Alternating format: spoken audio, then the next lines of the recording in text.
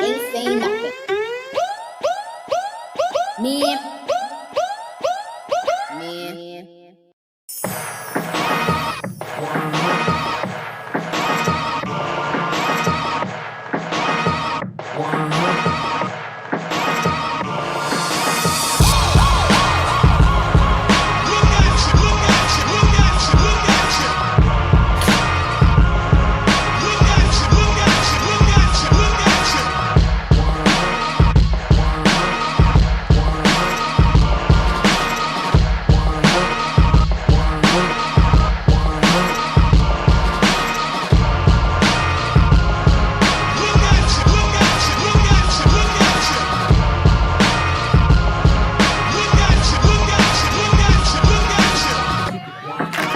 What's good, niggas? It's the one, the only, the realest nigga that ever come through this bitch.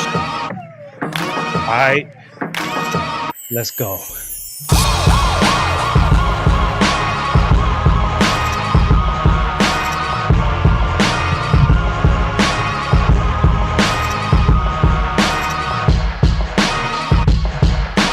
Headphones ain't even plugged in.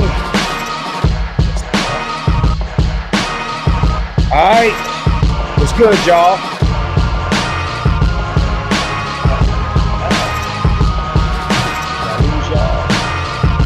Did I lose y'all?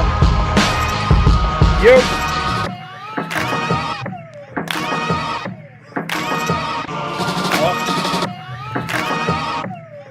Good y'all. Anyway, eloquently petty uppity Negro swag. This is Marcus Aurelius. This is the Keep It 100 channel. Y'all already know what it is. What's poppin', niggas? All right. What's good? Up in the building. Let me adjust my sound so I can hear shit.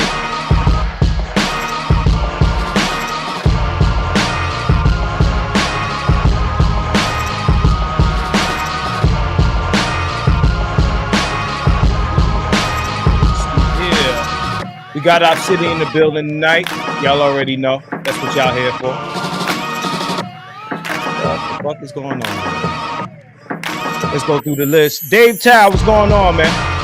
Dave Tao said the provider mail is never coming back. I told y'all that shit like 8 years ago. Stop providing for these bitches. Okay? Tell y'all what y'all can't do. Can't buy a bitch no liquor, no drugs. Can't buy a bitch no plane ticket. Can't buy a bitch nothing. All this shit is either rape or drug trafficking or sex trafficking. There are new rules, right? There are new rules out this motherfucker. Y'all ain't see me in a minute. Y'all ain't see me in a minute, y'all. Let me know if y'all can hear me. If y'all can hear me good. All right. Let me put this here. All right. What's good, people? What's good? I ain't seeing the chat moving. Okay, now I'm seeing the chat moving. What's good, niggas? All right, man. All right, welcome to the Keep It 100 channel. I am your boy, Marcus Aurelius. Y'all already know what it is, man. We're going to talk about a few things, man. It's been a minute since I've been around these parts. It's been a minute. It's been a minute. A lot of shit done took place, man. A lot of shit done took place, man. I've been editing shit for people, man. For all of those who know about my other channel, Eloquently Petty, you know what I'm saying? Shout out to that. Shout out to my, my sidekick on there. You know what I mean? Her name is Reese. If you haven't seen her before, it is triple digit hot out this motherfucker. If y'all don't know about it, where the fuck did I put my motherfucking cigar? Yeah, man. Triple digit hot out here, man. Got the AC blowing. I expect to have like a $200 utility bill this month. But at any rate, what's going on, y'all? What's going on, people? Henny King, what's good, bro? Mr. Shug, what's good? Ron, I see you. Winston, I see you, bro. Let's see who else up in here, man. Carmen, how you doing? How you doing? All right. Revelator, what's going on, bro? Adric, what's going on? Yo, check this out, man. First thing I want to address. I'm in Las Vegas. as some of y'all know. I know y'all heard about that shit that went down out here, right? That went down out here. The guy, oh, Salty. Oh, shit, Salty Balls. What's going on, bro? Salty Balls in the building. Y'all heard about that shit that went on down here on the strip? There was a shooting on the strip. There was a shooting on the strip. A couple YouTubers got shot on the strip.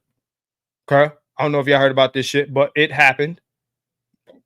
Okay, so I'll pull it up in a second. But a couple YouTubers got shot on the strip. All right. So there's this guy, his name is Sin City Manny, right? He has a YouTube account. I don't know. I mean, I ain't never heard of this dude before this, right? But he has a YouTube account. And you know, he does his YouTube thing. So apparently, this other dude, right? This other dude had a whole account. Yeah, Latino dude.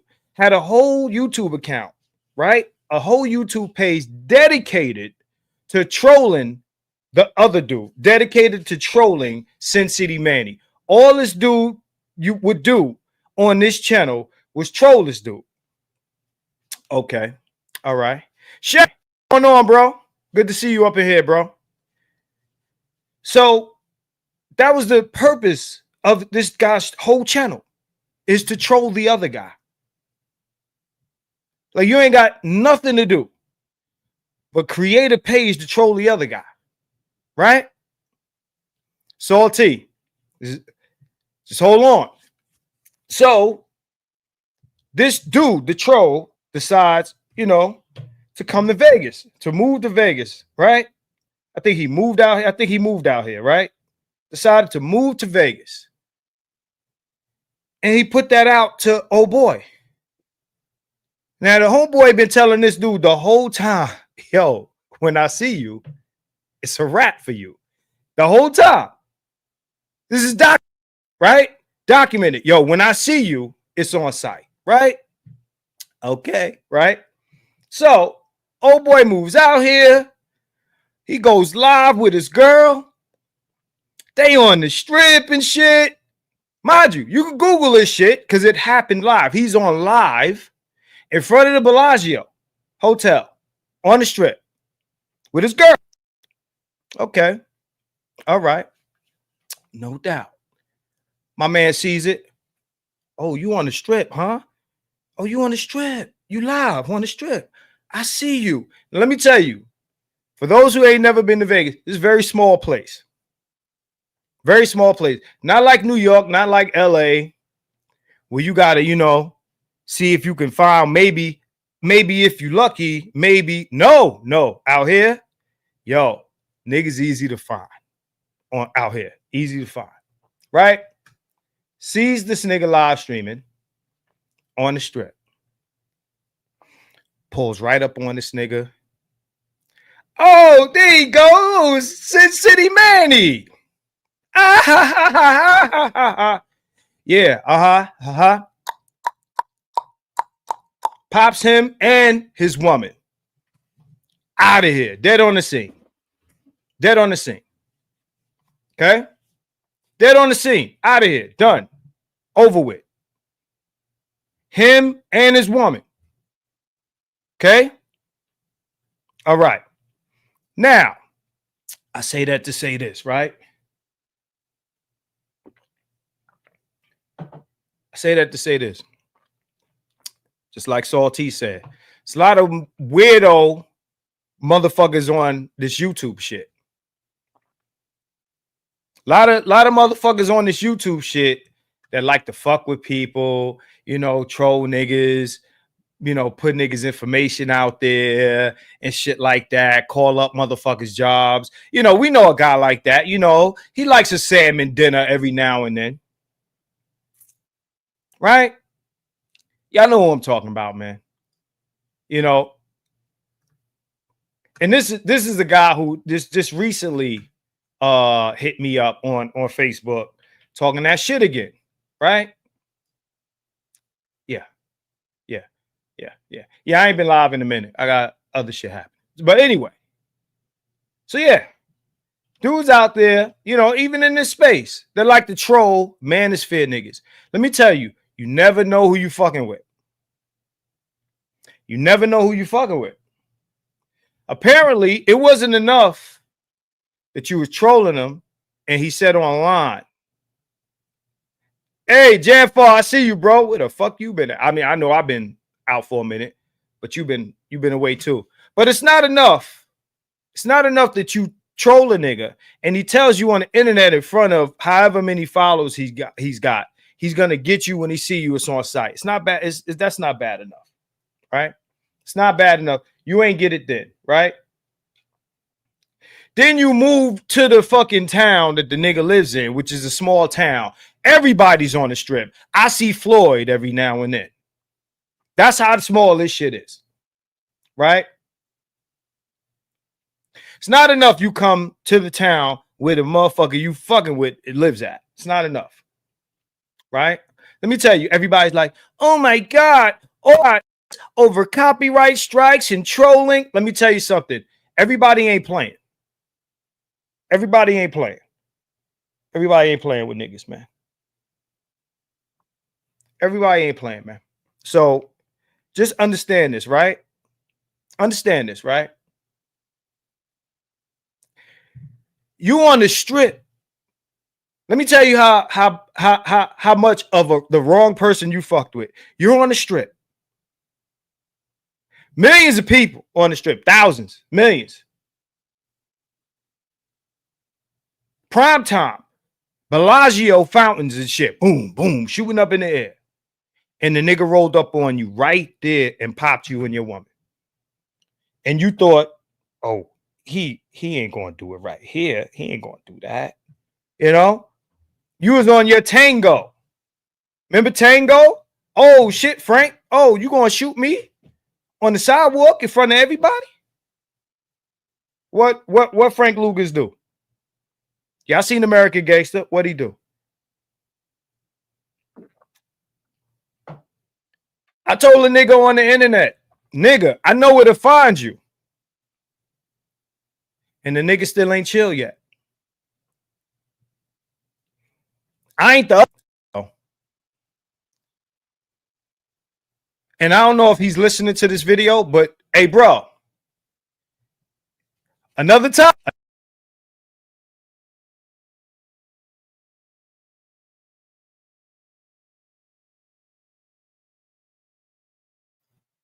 Mike went down.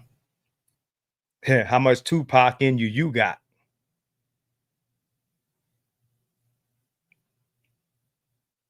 You tell these dudes, yo, it's certain games you don't want to play with people on the internet.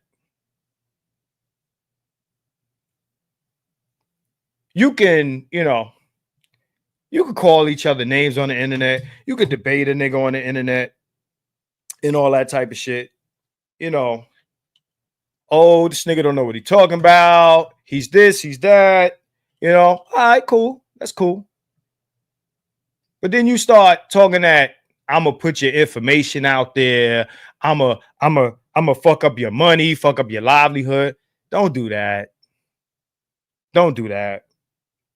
Now, a certain individual, I won't say his name, but you'll know who he is when I say this. He recently ran for some office in Atlanta. And he's known for trolling niggas, known for doxing niggas, known for fucking with niggas on the internet. Bro, nobody is untouchable. If you think you're untouchable, keep fucking with me, bro. And I'm saying it on the internet. Keep fucking with me, bro. Except I ain't got to come over there for you. But keep fucking with me, bro. You're going to be telling a story. Okay? Let's move right along. I'm going to say that one last time because you jumped on my Facebook and started talking that shit again. Stop fucking with me, bro. And if you don't believe me, hit one of my inboxes and tell me you want that issue. Tell me you want that issue. Welcome to Keep It 100. This is the Dark Corners, right? So I want to bring up a couple. Did my phone just die? God damn it. I want to bring up a couple of issues that's been popping since I've been gone. Now, y'all all see this what is it? Halle Bailey shit? Halle Bailey. and DDG with the text messages, right? Wasn't this bitch the Little Mermaid? Wasn't she the Little Mermaid 5 minutes ago? Right? Okay. No doubt. All right. Now, okay, you got your Halle Bailey, right? All right. Spoke about the Vegas shooting. All right. So you got the Megan Thee Stallion shit with now you ain't missed nothing, Winston. You got your Megan Thee Stallion is being further dragged because the more time passes by, the more we find out about the situation. And the more we found out that you a lying ass bitch. Right? So she's just another person on our list. What up, Dre? I see you, bro. Shane, what's going on, bro? As we move along, we don't really need no more proof of what the bitches is on. We don't need no more proof. I don't need to keep telling y'all the same shit over and over. That's why y'all don't really see me too much in this shit no more. And to be honest, the space don't fuck with me. So fuck it. I'll come here when I want to. I'll fuck with y'all. It might get to a point where I do Patreon only. It might get to that point. But the space doesn't fuck with me because y'all fuck with that old nigga. But I'll keep it going. Right? But I done told niggas everything they need to know. Right? Tonight we gonna talk about a nigga. When my man Obsidian shows up, right? We gonna chat. Right?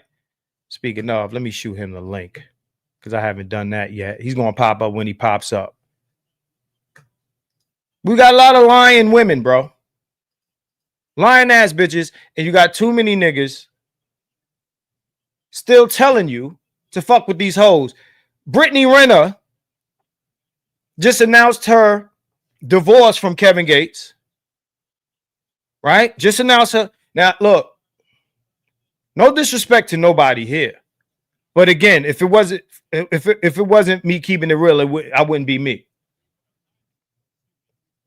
I was on another dude's channel where he's basically telling his audience, hey, maybe she changed. I feel like niggas are too easy. If all the bitch got to do is go show up to, Pentecostal church, or all the bitch got to do is throw on a burger,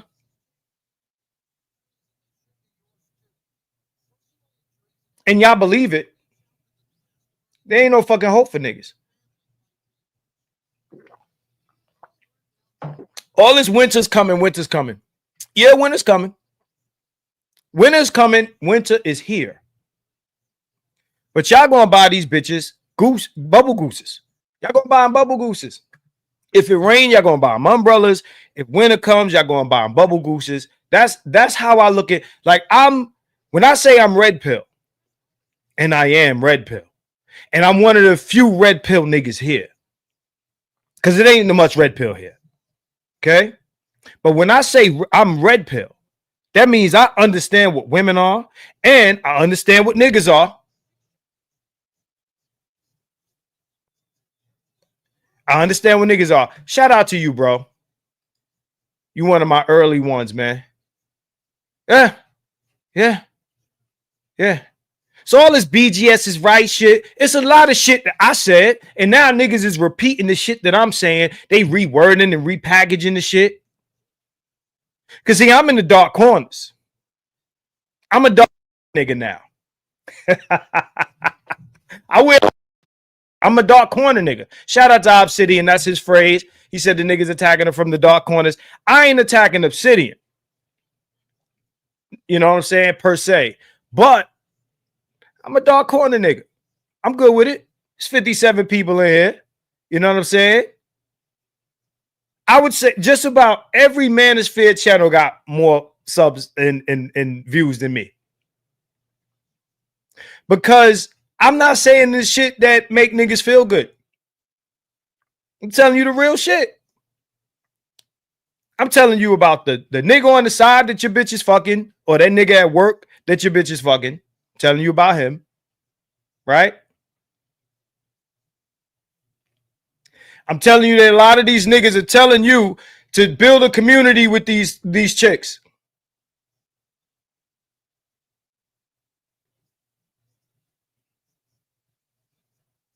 They're telling you to build it. They'll tell you that there's the fly in the soup and tell you to eat it.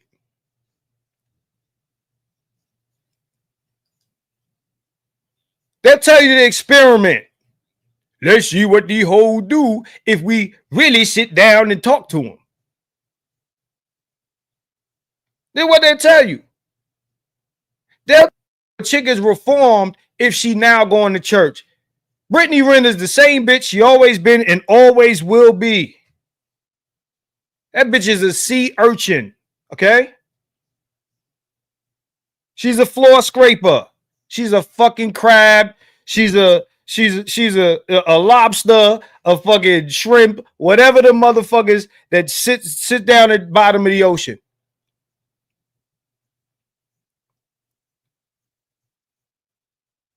You know what it is though? Shout out to you, Kobe. If this was the mob, right? If this was the mob, if the Manosphere, the black Manosphere was the mob, I would be Gotti. These old niggas would be Castellano. Understand? And if you don't know them names, look them up.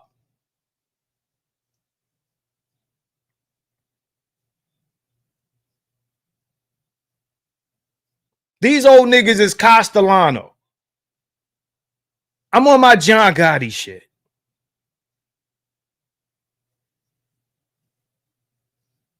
It'd be the fucking Valentine's Day massacre out this bitch.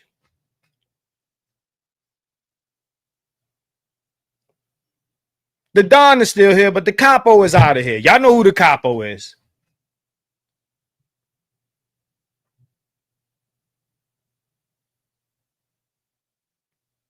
Shout out to SWP.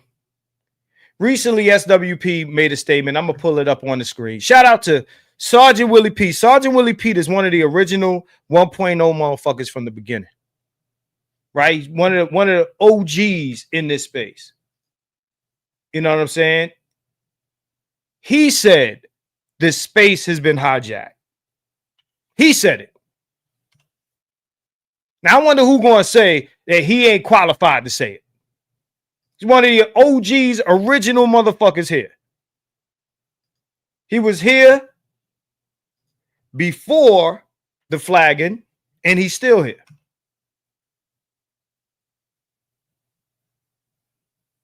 He was here before the flagging, and he's still here. It's an OG. But shout out to him. But this shit has been hijacked. Let's move right along. Yeah, lying ass black women. Oh, so let's talk about, and I don't know who's here from LA. Let's talk about the shit that's going on in LA. And yes, Tan, 2.0 agents.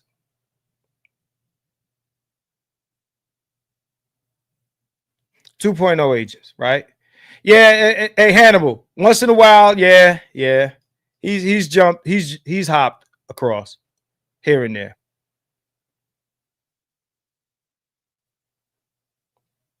But he was around when Thug Tisha was around, and you know, he did a recent video. He's talking about the back in the day stuff.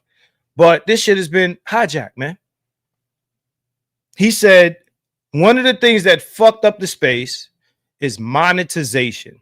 And I agree with him. Monetization is what fucked up the space. Now you got a bunch of niggas either telling niggas what they want to hear or telling women what they want to hear. If niggas want some real shit, I'm not here for that bullshit. I'll pop up in here every once in a while, say what's on my mind, show y'all some shit, tell you some real shit, and get the fuck up out of here, man. Because what I realized is this space ain't what I thought it was. It ain't what I thought it was. Red pill. I'm real when it come to women, and I'm real when it come to men. And the politics and everything else, right? I'll say something else. And shout out to Jan for I'm gonna pull your comment up in a minute. A lot of the motherfuckers that we think are the ops ain't really the ops.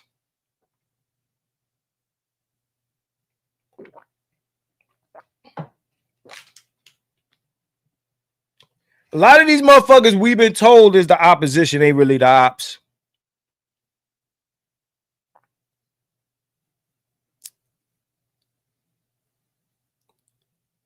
So, you know, the guys that you've been seeing me, you know, juxtapose against, whether you want to talk about your MOTs and people of that, you know, let's, you know what? Let's start with him for a second, just for a second. I ain't even planning to talk about this, but let's talk about him for a second.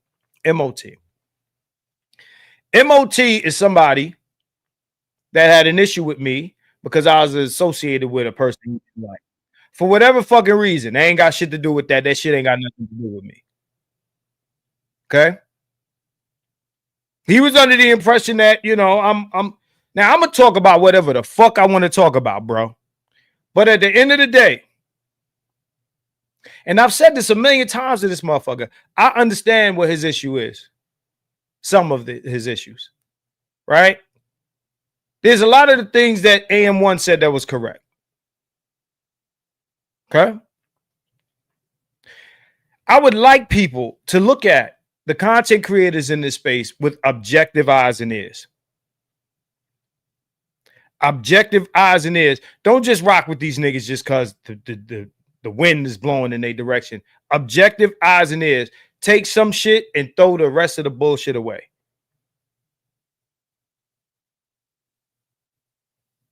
This is the definition of a Sigma. And I understand that these niggas love to throw that word around. Oh, I'm a Sigma male. Y'all motherfuckers is followers. A Sigma male is not a follower. A Sigma male does what the fuck he gonna do. He writes his own script. He doesn't, you know, adhere to any hierarchy or fuck all that. That shit is corny. Especially when there's what is this, subscriber supremacy, or you was a YouTuber before me, I'm supposed to fall in line under you because you were here talking some shit before I was. If you make sense, you make sense. If you don't make sense, fuck you. I'm gonna call that shit out. And if you don't like it, you can get in your bitch ass feelings and run in the corner and hide. Complex. Shout out to Complex. I remember at one point, like, Complex was like, yo, I'm supposed to be the ops. Complex is another guy. I rock with Complex. It's a lot of niggas we've been told is supposed to be the enemies because they question certain dudes that ain't to be questioned and shit. Right? Until the day I shut down this fucking channel, man, I'm going to keep putting my foot in the ass of motherfuckers who full of shit. Stop lying. Stop lying. Today we will be discussing FD Signifier. Simple liar. Okay? FD Simp and Liar. That's what we're going to be talking about today. Recently, from what I understand, he's throwing some shots at the space. Mind you, I'm not anti-space because I get that a lot. Oh, Marcus is anti-Manosphere. No. When my show starts, it says this is a Black Manosphere channel. The thing is, I haven't lost sight of the mission of this motherfucker. It ain't to bow down the hoes, nigga. Let me get to some of these super chats. My guest is here, and he will be joining us in a second. All right. So before I get to the super chats, I want to go over some of these comments here. Or dudes talking about when these chicks will be cheap and have to fuck with you, but not mention the fact that these women will be hella resentful that they have to negotiate with niggas. Let me tell you something. Seasons come and seasons go. Seasons come and seasons go. If you're waiting for your country to fall apart, or if you wait for a white guy to take away all the benefits and all the welfare and all this shit away from these bitches, for these bitches to love you, that's some pathetic ass shit. I've been telling BGS this shit. I'm saying names. I don't give a fuck no more. This is what we're going to do here now. This ain't the anti-BGS channel, by the way. This is the anti-bullshit channel.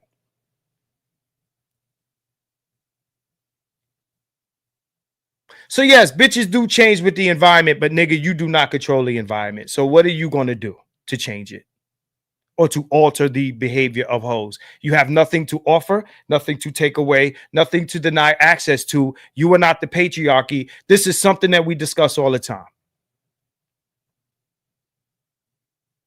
Right? Yeah, they'll be hella resentful. Niggas can't wait for winter to come so they can save the bitches for the winter so the bitches could show their gratitude toward niggas. That's what this shit is about. Let's go to the next comment. Jim Ritter says, right on. Three things that no one can hide: the sun, the moon, and the truth. Big up to the Keep It 100 platform. I appreciate you, bro. Said monetization has fucked up a lot of spaces. Really every space that presents everything. Yeah, yeah. All right, Bray J said, this space doesn't rock with Keep It 100 because he has shown that he touches grass with pretty. Oh, nigga. Oh, nigga. Nigga.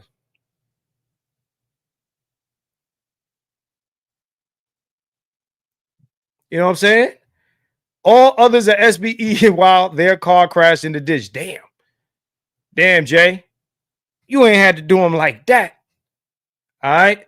Tan says, I unsubscribe and say fuck old nigga BGS when he said, black men, where are you going to go? Where your money at? Slave house mentality. Y'all know my catchphrase is don't be a slave. Do not be a slave. All right.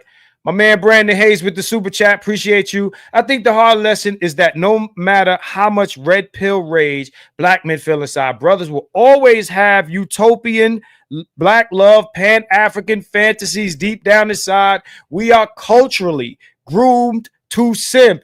It is a fact. It is a fact that even the master teacher says himself, he talks about Mr. Your simp chip or your winter soldier arm or whatever. Look, I don't disagree with everything the man says.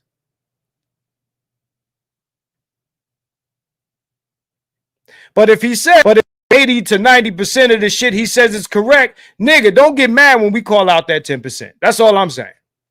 All right. All right. Shout out to Tan. All right. Ghetto user with the super chat. Always open to your commentary. Keep preaching because you always walk straight. Support. I appreciate you. All right.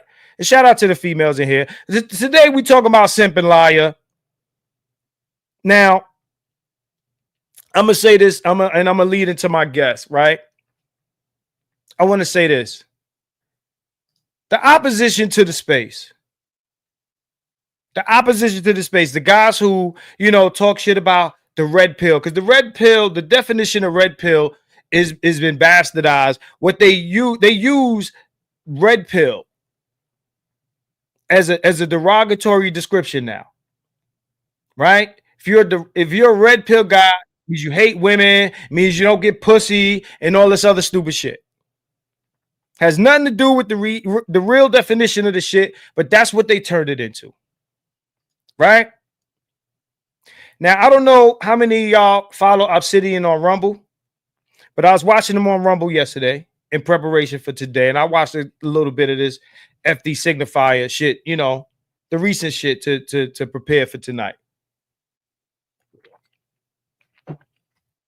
There is,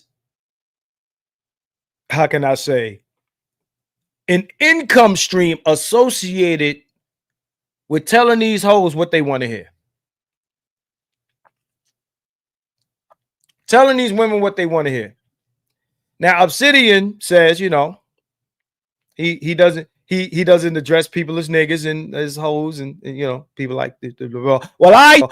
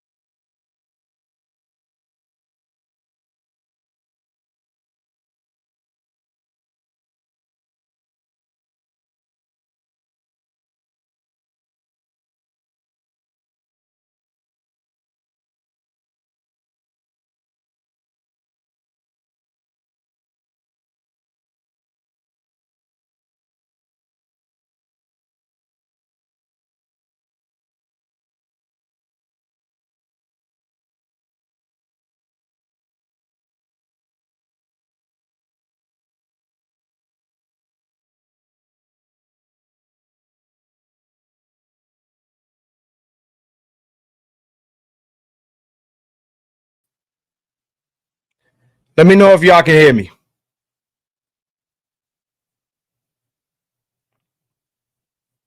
It's the mic. The mic is real loud.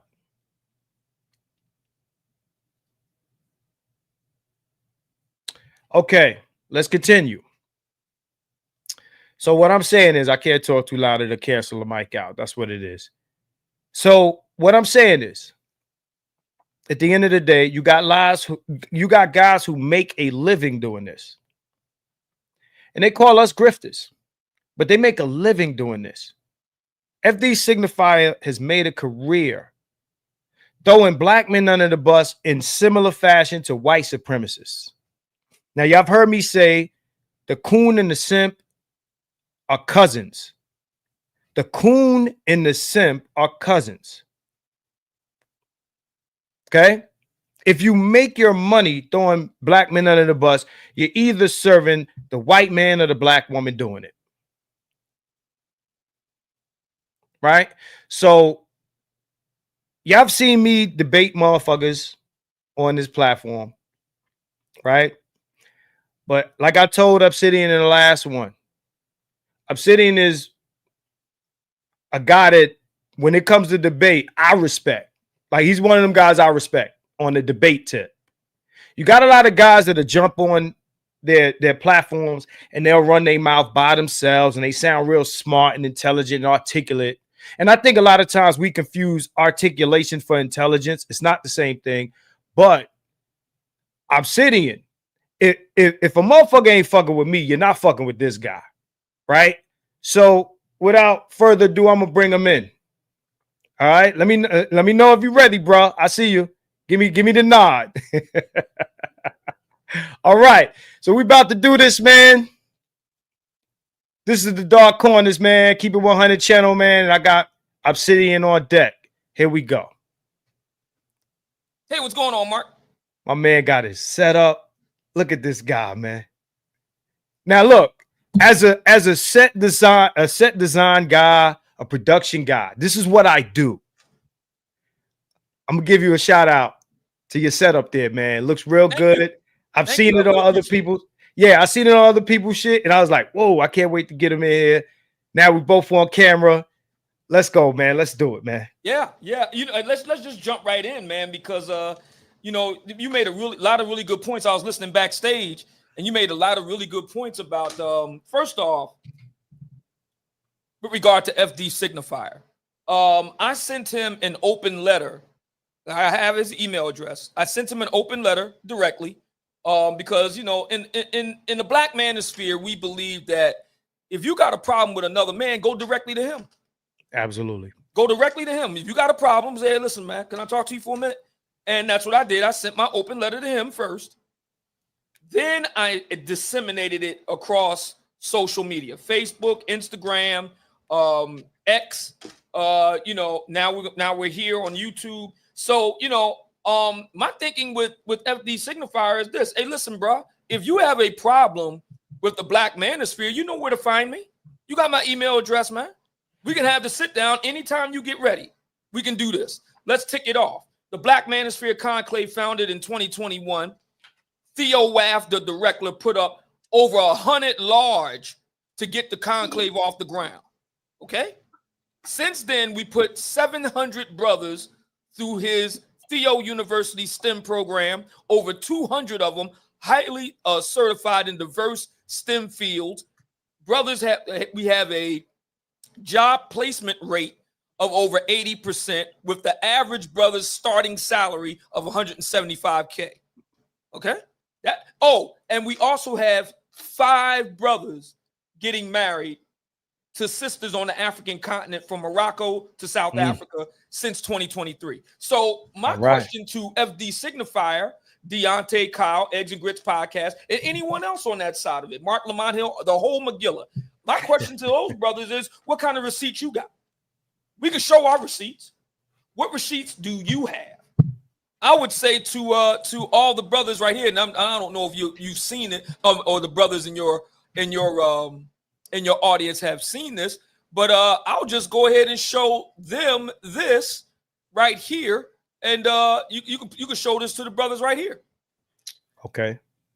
All right. Let me bring that up. The world shifts beneath our feet. Black Vision 5.0. So there it is right there, man. I mean, mic drop right there. That's what I say to Feek. And anyone else that's got an issue with us, these are our receipts. You know, what's interesting, Marcus, is we often hear from critics like Feeks who says, you know, these are basement dwelling losers. They don't go outside. What did we just see right there? You pissing people off, man, with that, man. This is what you, because you know I was in the chat yesterday on Rumble, and I'm looking at this stuff. I mean, we know the reactions. Like you know, you got black men wearing suits, looking like money and shit. It's like you get that Steven from Django face. You know what I'm saying? Out of people, like that's who these niggas up on that nag, right? And they see this.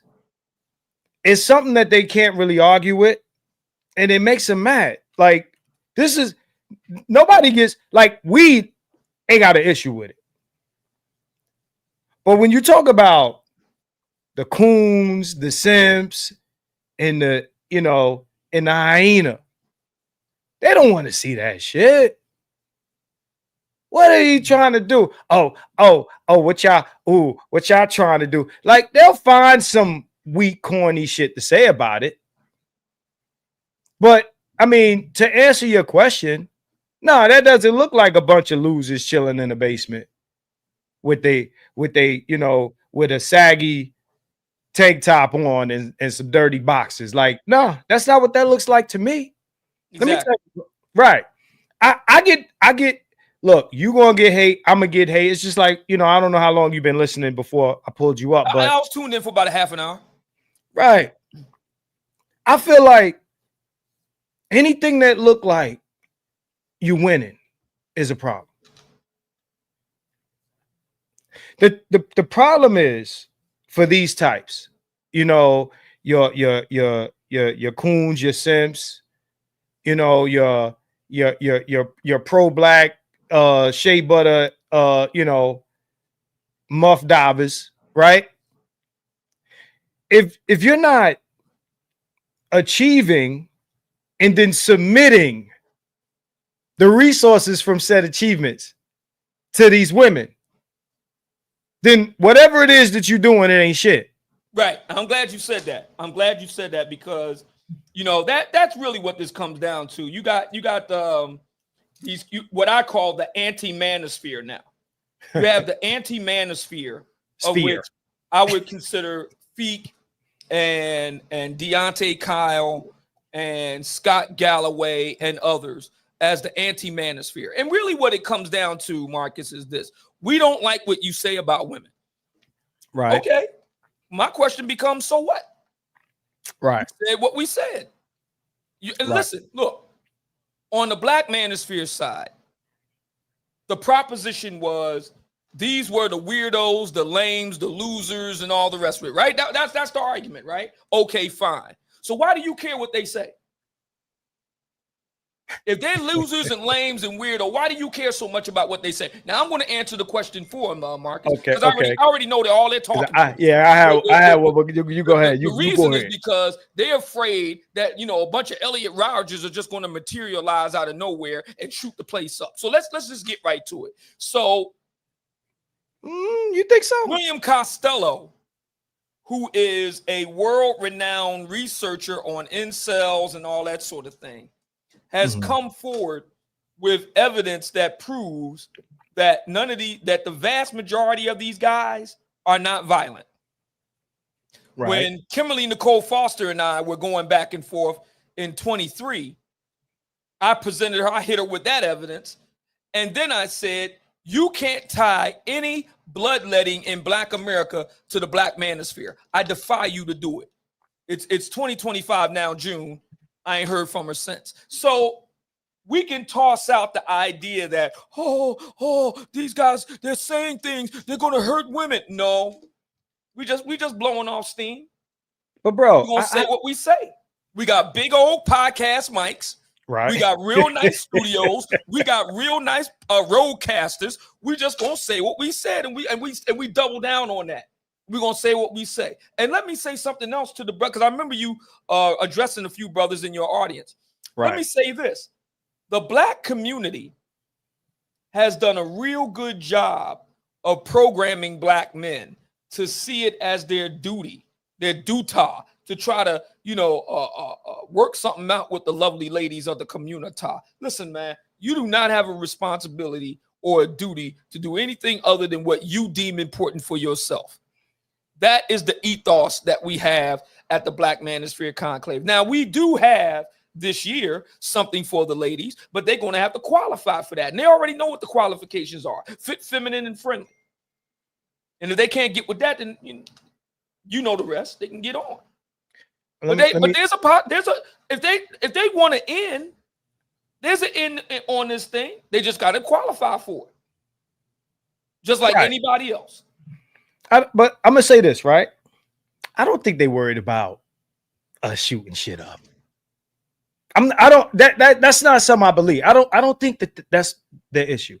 I think that they might say, you might say, oh my God, these guys, they're gonna, the guy's gonna ask for my number and I'm gonna say no, and he's gonna kill me on the street. Like, they use the 1 off, 2 off, 3 off. Exactly.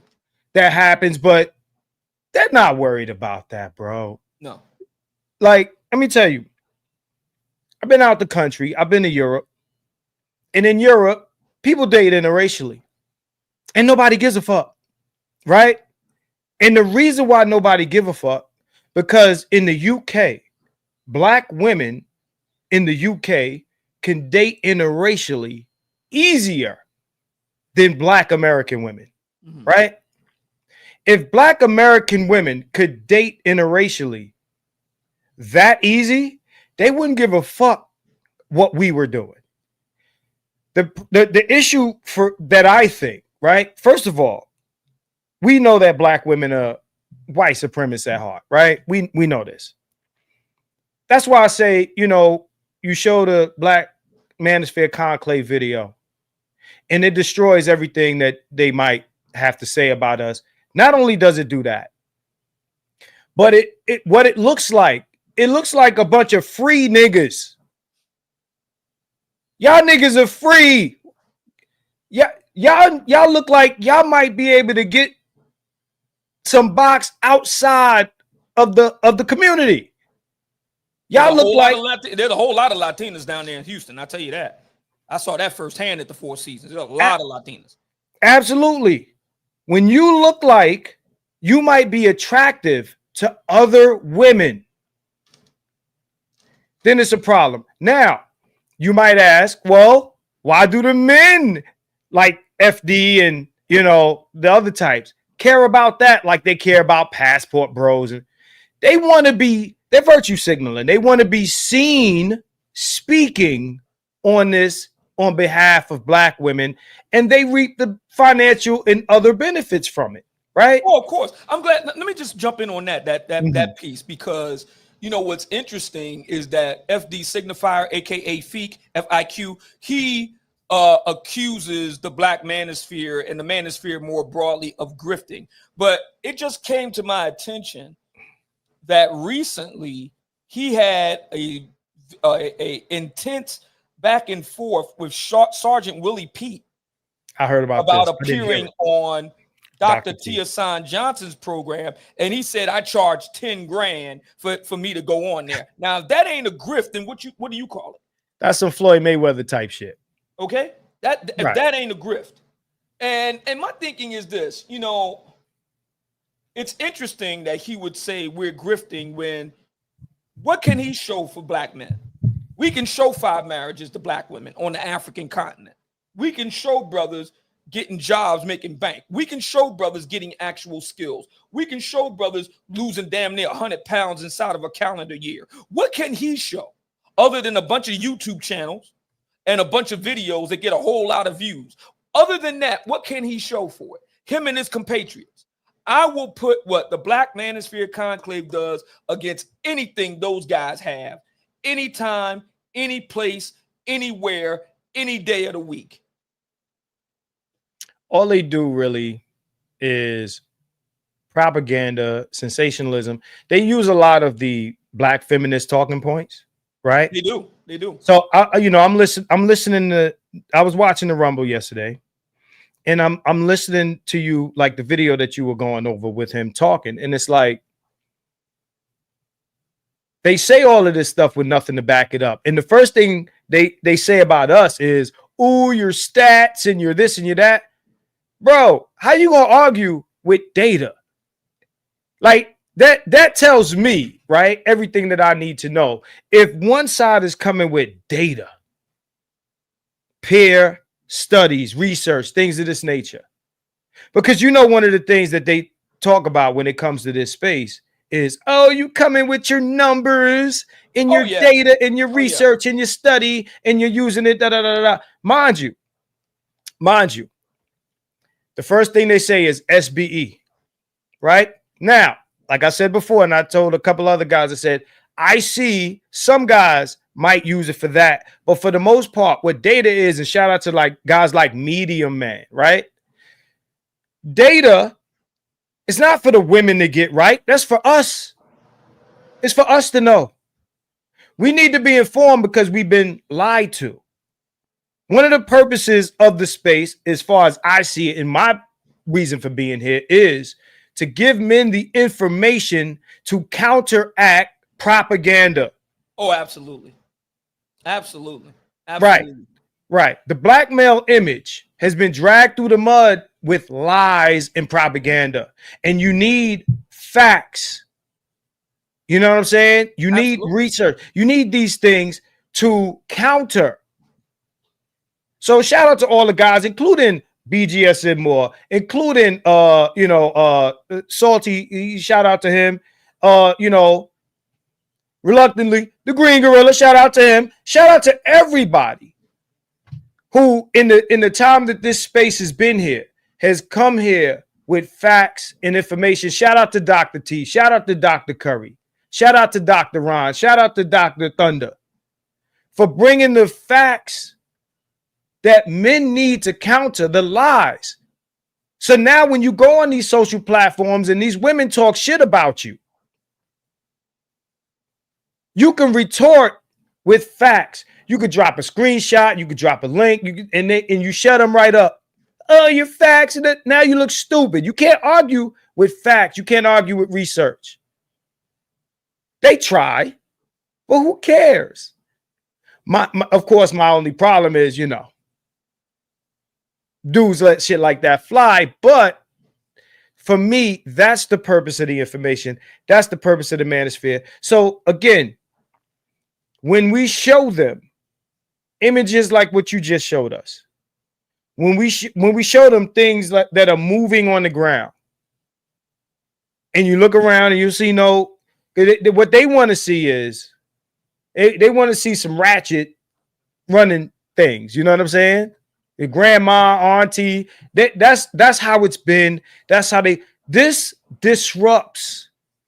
You understand what I'm saying? It's a disturbance in the force.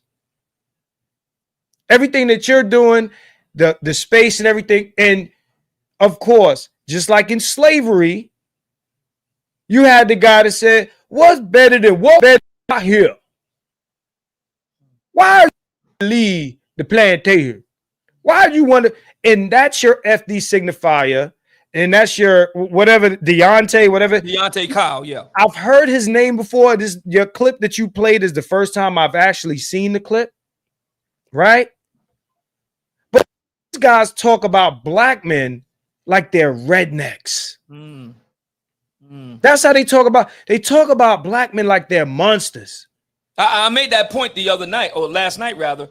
You were there. I made that point last night. The way Feek and Deontay Kyle talk about black men. I mean, with friends like that, who needs the Klan, man? Right. Who needs George Wallace? Who needs Bull Connor with that? I mean, come on, man. And their argument is ridiculous because, as I said to Dr. L, I talked to him a little while back last week. They would never go for the same argument that they're pushing on black men if we applied that same logic to black women. I can't determine which black women got a resting bitch face and which ones don't. So therefore, ergo, I'm just going to stay away from all black women. They would never go along with that. Right. And that shows you how ridiculous their argument actually is. My thinking is this: either we're going to deal with individuals or we're not.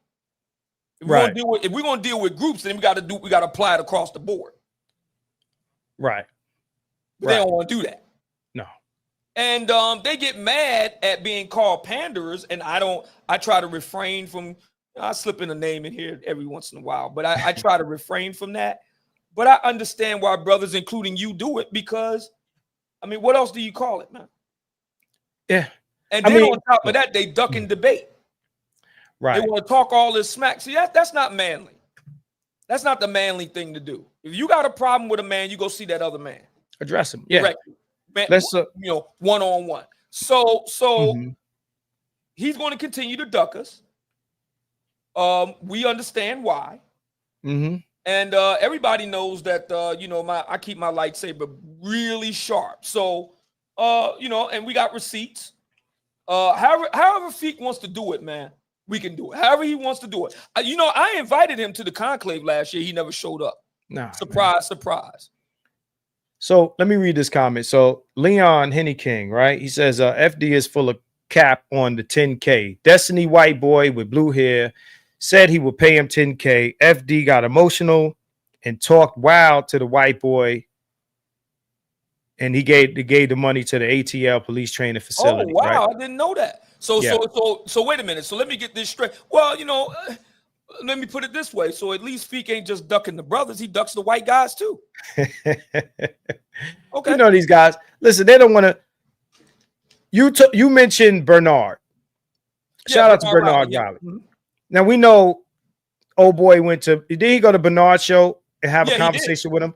I remember that. It wasn't very good. I mean, and no disrespect to our brother Bernard Riley, but Bernard Riley isn't an expert at debate, and he had trouble keeping up with him. Right. And that's exactly what I was gonna say. Like, yeah, like he had to concede some things. I saw that when it happened, right? He had to concede some things. Couldn't afford to look. So look, there's a lot of people on this internet that avoid confronting, especially in a debate, because a debate on the internet is a fight. It's a fight, bro. Yeah, shouting and hollering and screaming, and everybody and that's not something grown men need to be doing. Grown men need to be sitting down and say, okay, let's talk about the facts. Let's bring this. Like I would say to Feek, okay, you say that we're misogynist, all right? Show me the evidence. You can start with my books right behind me. Show me the evidence. Where's the misogyny? Show me the evidence of 5 brothers getting married inside of 2 years, less than 2 years, to sisters on the African continent. Where's the misogyny? Show me where all this misogyny. Oh, you just mad because we say things that you don't like. That's supposed to be misogyny. Come on, man. But that's home policing. Right. And they want, there's a lot of black women that really want us to go away. That's really what it is. I hear it all the time. These black male podcasters, these guys with these microphones, these guys with these podcasts, they use the phrase black male podcaster. And so what they want is to make us go away. I've been here, done that, brother. That happened a decade ago with me with the change.org hit list petition. I was #1 on the hit list. Tommy Sotomayor #2. I've been there, done that. I'm right here. I ain't going nowhere. I'm like KRS-One. I'm going to be here forever. So they might as well just get that off the table and deal and come on and deal. We are here forever for black men to become the best version of themselves. Right. That is look right in the camera. That is the goal. That is why we are here. We are not here to make the lovely ladies feel better and give them smelling salts so they don't flop all over the fainting couch. We are not here for that. We are here to assist black men who want it to become the best version of themselves in the pursuit of excellence in all things. That is why we are here. We are not here to be the tone police. We are not here to save you all. And as far as other brothers that want to, try to save these lovely ladies and all the rest of it, Project Pat said it best. Don't save her, bro. She don't want to be saved. Now, how about that? So Leon says Bernard cooked them, BGS cooked them, Mr. Z cooked them, and I told MTR. Oh, wait a minute. Hold on a second. He went on BGS's show too? I might kind of sort of be familiar with that. Wait a minute. Hold on. So he went on BGS show, Mr. Z's show. I think so. And he went on MTR? MTR, I'm not sure. He said, I told MTR not to talk to him or allow FD to take the link. That's what Leon says. Yeah, Hood Server. If anybody's got that, man, send me the link. I want to see that. I want to see that. I want to see MTR and FD Signifier going at it. I pay good money to see that shit. So, send that to me. I want somebody to send me that link. And somebody send me the link with BGS Idmore. I need to put those on my lives and play those. I need to take a collection of all of those. Well, hold on a second. He went on Green Gorilla's show. And then BGS showed up. You know what? Brother, send me those theobsidianfiles@gmail.com. Send me all the links with the timestamps. I want to play this on my live on Rumble tomorrow night. Send me all the links. We're gonna put it all together. I'm gonna take an edit, and I'm not all that great of a video editor, but goddamn it, I'm gonna make an exception for this one. I'm gonna go and make a loop of all of these appearances of FD Signifier and put them all together, and we're gonna listen to it together on Rumble. So y'all hit me up with those links. theobsidianfiles@gmail.com. And then we're gonna see the reason why he keep ducking everybody for a debate. Type it in the chat, man. Type your shit in the chat. And that's the problem right there. See, that's why debate nobody. Cause y'all niggas gonna go make videos and links and reactions. And that's what I was going to say a second ago. A guy like that, with that kind of following, imagine he get toasted and roasted by the right individual. And that shit starts circling the net. You know, you don't want to. We're trying to knock his hustle, right? Huh? We ain't trying to knock his hustle, right? I mean, yeah. Yeah. Kinda. You know, the thing is, man, Patrick say you ain't shit for that. I see you, bro.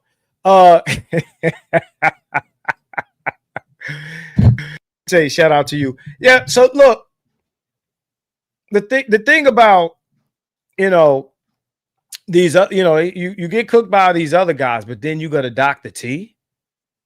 Oh, you don't want it with Dr. T. Dr. T. And Dr. T, I'm gonna say this, and you said no disrespect to Bernard, no disrespect to Dr. T. Dr. T has information. I've never seen Dr. T debate. I'm gonna keep it 1,000. I've never seen him debate, right? I'd rather him debate you.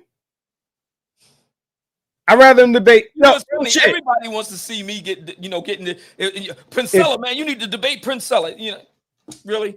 Cynthia G, she used to run. So, everybody wants to see me debate, various people, kind of chop them, slice them, and dice them. So, I mean, I'm down anytime. I mean, my thing is, in the Black Manosphere ranks, we don't back down from any challenge. We like the Marine Corps, brother. We'll go anywhere, anytime, any place. Name it. We're down. Name it. So Leon says, BGS did him dirty. He basically asked him about the pro-black books, and FD never read any of them. He just sticks to bell hooks. Yeah, he's a fraud. Yeah, he's a fraud. Look, man. I gotta hear this. Y'all send me that link. theobsidianfiles@gmail.com. I gotta hear this. I gotta hear it. Oh my God. I got to hear this. You gotta be kidding me. Allahu Akbar! Allahu Akbar! Allahu Akbar! I have got to hear this. I want to say this, right?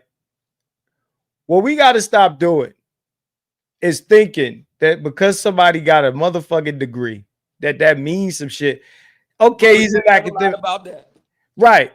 Okay, he's an academic. So what? And I'm talking about FD Signifier, Feek, or whatever he calls himself, right? So what? I done ate academics for lunch. That shit don't mean nothing to me. Right? When I'm saying about him, what did you study? right? So if you went and you read a bunch of books about, you know, intersectionality and shit like that, you know what I mean? I'm not impressed. So what? You got a degree, you know, feminism 101. But it's like we were saying earlier. Listen, Black Manosphere channels have women in our audiences. You know what I mean? We got women that watch these videos. We got women that listen to what we say. We got women that make their own videos with their, you know, agreeing with the talking points and sometimes making the talking points. So we can't, to that effect, and especially when one of the videos you showed last night, you had a female speaker on one of your videos. So it can't just be about a bunch of dudes just mad they in the basement or whatever. Now, I will say this. What we do have to be careful of, bro, is not to let the guys in the basement, and I've said this time and time. People have heard me say this time and time again in this space. We can't let the guys in the basement become the face of this. I like what you're. They're not the face of it. No, well, but see, we understand the play. We get the play. We get where Feek and all these other guys, they want to make them the face of it. We understand that. That's the reason why we doing what we doing on the Conclave, because they can't mess with that. They can't. We understand it. They want to make the brothers, and we talked about this before, the brothers from the dark corners. They want to make them the face of it. Listen, we understand the play, bro. But dig this, right? We got the Conclave. So, you know, I mean, come on, man. I mean, we understand what's going on. They want to go after the brother, like you said, the brothers with the with the Cheeto stains on their t-shirt and all that sort of thing. We get it. We understand that. But they are not the rank and file brother in the Black Manosphere. They're not. They are, I call them the Black Manosphere's rejects from the dark corners. We understand what's going on there. And really, for real, you know, Feek and all these other brothers, they're really punching down because those brothers, they don't know nothing. They don't come after brothers like a Dr. T. Hassan Johnson, a Dr. Tommy Curry, no. a Professor Ronald Neal, yours truly, BGS. My understanding is that BGS sliced and diced that boy. That's my understanding. Hell, Bernard Riley took him 12 rounds. What the hell? I saw that. And yeah, shout out to Bernard. Yeah, Bernard is more like, you know, he's the host, he's the you know, the mediator and things like that. He's not, I mean, he makes good points. He's not really the aggressive debate type. I'm listening to you yesterday and you throwing out logical fallacy. So we're schooled in debate. You understand what I'm saying? I know a logical fallacy when I hear one. Immediately on his face, like, and you got to catch the dude in the moment. And you got to call that shit out in the moment. I agree. You know, because dudes are trying to slip past security with that shit. The thing about somebody like FD Signifier, you know, and people like him is, you know, they wear that I read books, and, you know, he shows up and he has the dreads and all that shit. And, you know, you look at him and he looks like, you know, he's burning frankincense and myrrh and shit like that in the house to chase the spirits away. And it's that type of shit that as soon as I see it, like, you know, I'm like, okay, I see what type of time you want, right? You know, and that shit attracts, like, I think that the majority of his following is that type. You know, you got the neo soul Erykah Badu type shit, right? And ain't nothing wrong with that to a point, but we know how that gets down. We've all been to Clubhouse and we hear how they talk over there, you know? And for this guy to act like the women don't say these things, or that there's not an issue. Let me make sure I'm still online. Y'all can still see me? Might have a disconnection. Okay, I just want to make sure I ain't disconnected. No. Like, there's things that the women are doing. I mean, we're all on the same internet. There's things that the women are doing and saying online. There's things that we're seeing women do on the ground. We're seeing women doing shit in like all of this stuff about black fatigue, which is another topic, right? If you notice, right, when they talk about black fatigue and black people out in the public doing wild shit, when you see the video Who is it? It ain't us. It ain't. What I don't like is when they say black people and then they show black women doing Matter all of fact, Deontay Kyle talked about that on that tape that I played last night. I can't prove it, but I believe, let me word it correctly. I believe he was alluding to what you're talking about. So there was, and I'm pretty sure you saw it, Mark. There was a tape or a video of some lovely ladies celebrating during graduation. And it looked like a riot. I'm trying to be very diplomatic here. It looked like a riot, okay? And I didn't think that was appropriate. Mm-hmm. I thought that was not the way that you conduct yourself, whether you are a student graduating or whether you are attending a graduation. I don't think that that's the appropriate way to conduct yourself. If Right. brothers would have been coming at the sisters for throwing their cap and mortar in the air, I would have said, yeah, come on, fellas. That's look, I mean, that's commonly accepted. You get graduating, you throw your cap and mortar in the air. I got no problem with that. What I saw on that tape, and I'm pretty sure you saw it, that looked like a riot. I might have seen a clip of it, but somebody made a meme about that. Like they made a cartoon meme. You know how people make these AI memes now. They made an AI meme out of, you know, some black woman tatted up at a graduation making noise about, you know, her kid graduating or whatever the case may be. And what I don't like is that, like, when they do shit, it's black people. When we do shit, it's black men. When a black man does something, it's black men.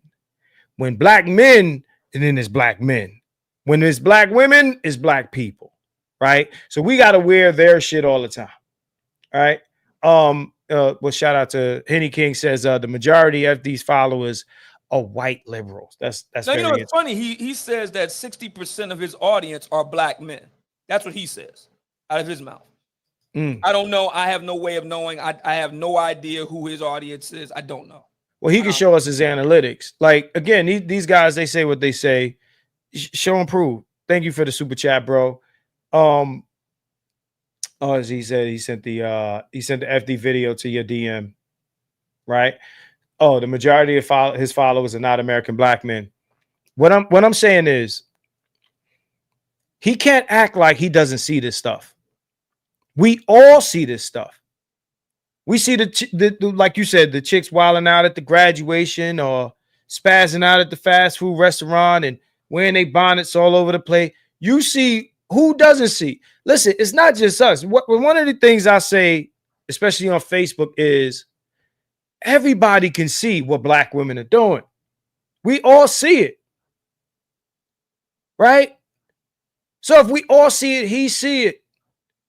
But he can't allow himself to admit it because it's his audience. This way, listen, these dudes that make all this money pandering, make all this money virtue signaling, you can't tell me that the majority of their audience is black men. I refuse. No.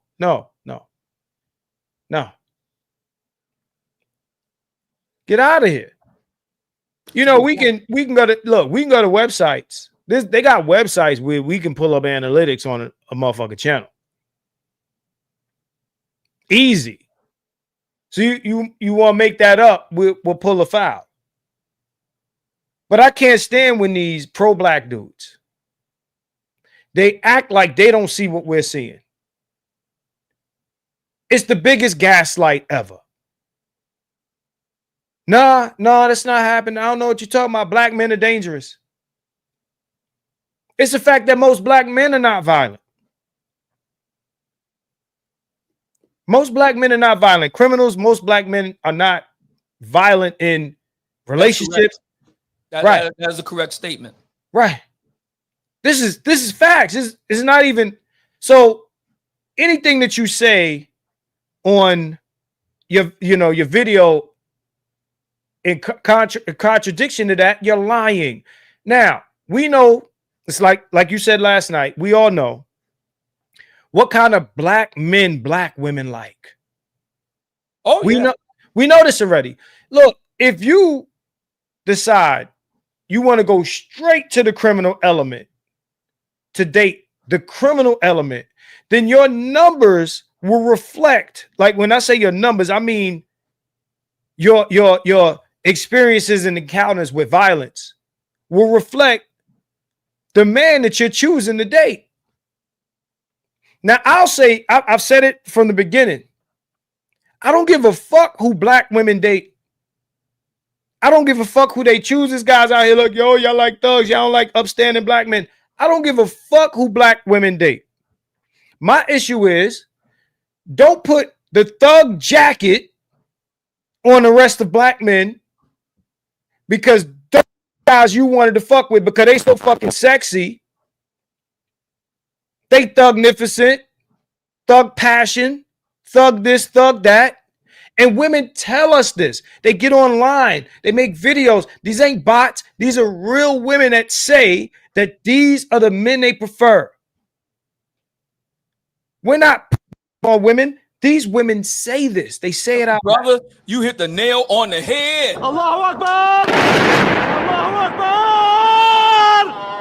Allahu Akbar! You can't get past the fact that we have all types of evidence of the lovely ladies saying it out of their own mouth. We're not making this up. They're saying it. And I'm with you, Marcus. I don't care who black women choose to spend their dime and their time with. That's their business. My problem is the same thing that you said. Don't then get, babooey, cuckooey upside the head. You go oops upside your head. Now, all of a sudden, black men writ large ain't sugar, honey, iced tea. Nah, sis. Right. Nah, sis. You wanted Pookie and Ray Ray. You wanted Don Quavius. You got to get that thug in love. Now you got to deal with it.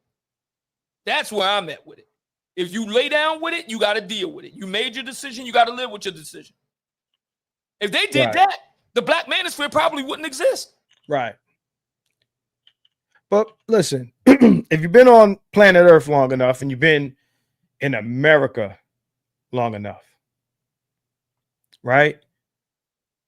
They talking shit about the black manosphere, but what happened to Tyra Banks, Ricky Lake, Oprah, Donahue, Sally Jesse Raphael, and for the guys who are in here, because I know we sometimes get guys that are younger who don't know who these people are and never seen none of these shows, Jenny Jones, and don't even get me started on Maury Povich.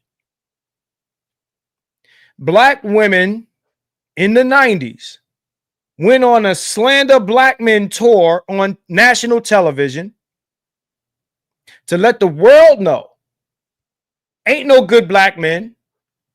All black men are either dead or in jail or they like other men. You remember this? Oh, absolutely. You remember this era? A lot of black women got Jason Bourne disease. Jason Bourne had amnesia, and all of a sudden now they like Jason Bourne. They got amnesia. They don't know what we're talking about now. I talked to so many sisters about that. I said the exact same thing you said. Is why y'all doing in the black man? I said, listen, for 30, at least 30 years, actually more like 40, going all the way back to Oprah in the early 80s. Black women have been doing all this stuff, all the shows that you mentioned. I don't know what you're talking about. Oh, come on, man. You Jason Bourne now. Got it. Right. I had Tanya TKO ask me, oh, can you show me evidence of, these shows? Tanya TKO. Really? Tanya TKO, y'all. Right. And Charles Merchant, he said today is Fox Soul. I was going to mention that. Yeah. Now you got Fox Soul with the Fox Soul ladies, the cocktails queens. with queens, the same ones that told Ice Cube that no. You telling him what to do with his document that he paid for. That document, a covenant with America, a contract with America, whatever contract it was. With it, yeah, contract with America. Yeah. He paid out of his own money. I don't know if you know this, Marcus. He paid out of his own money to have that document done, the website, the research, getting the academics. He paid for it. But here they are telling him what to put in his document. No. You got to put in there a separate section for black women. Y'all saw the reaction on Ice Cube face. Y'all saw no it. idea. I guess he's in the Manosphere tank too, right? He had no idea. I think Ice Cube because I watched that when it happened.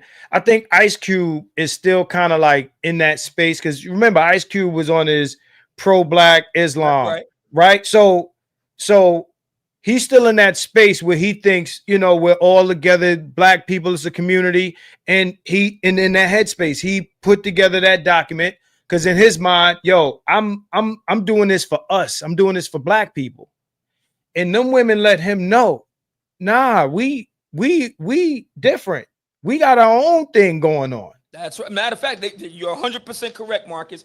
He said on that show, right? Wait a minute. Black people mean everybody, black men, black women, black children. No. We got our own separate needs. We got our own separate issues. Right. We got our own separate, and we want a separate section carved out. Mm-hmm. The look on Ice Cube's face, I had my video editor. I said, listen, get that look right there. Freeze frame right there. Freeze frame right there on that. Freeze right there. Stop right there. I want and zoom in with the camera. I told him this. I said, listen, on that part right there, where he's got that look, or he's got that deer in the headlights look in the camera. I said, freeze it right there and zoom right in on that look. Because that right there is what brothers need to remember.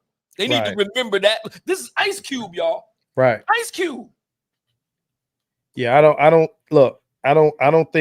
think he's one of those people. And I see name not dot said, he said, I think Cube knew what it was. I don't think so. I think that he's removed from what we're dealing with to an extent. He could very well be.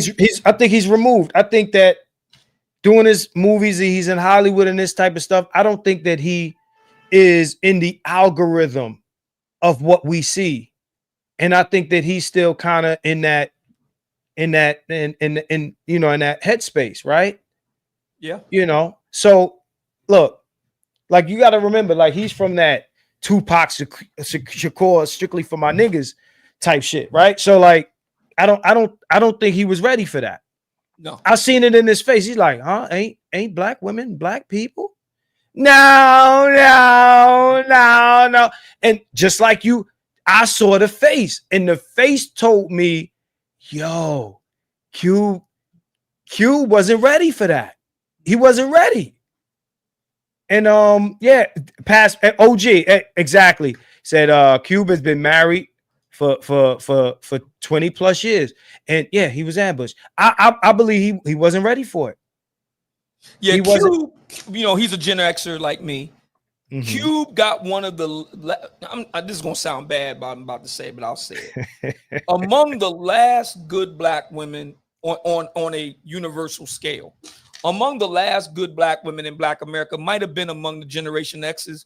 You know, you could if you could find one in there, but the millennials and the Gen Zs and the leftover Generation Xers, and we got a lot of leftover Generation Xers in Black America. We got about 600,000 more single Generation X black women than black men. They truly are. That's the reason why they were so mad at Kevin when he said that they the leftover women. Right. Cube lucked up. He lucked out. He got one of the last remaining good ones. Mm-hmm. So yeah, he's completely removed from the battlefield that most brothers have to contend with on a daily basis. And so he found out, you know, the old saying, F around and find out. He found out a couple years ago on that Fox Soul show with Vivica A. Fox and all those other people. He found out. Right. Yeah. So yeah, look, if you're in an environment where you got, you know, your woman right here, like one of my people, he's like an early Gen Xer, early Gen Xer, and he's been married for X amount of time, right? He might be watching live, right? But some of the stuff that I say to him, he's like, really? Because he's been out of the mix, right? He sees it here and there, but it doesn't resonate because, again, if your immediate surroundings, you know, you're with your wife and your kids and everything like that. If your immediate surroundings are telling you something else, but then you step out of that and you step in here with, you know, you got four hags and shit. Yeah, I call them hags. These are the, like you said, leftover women.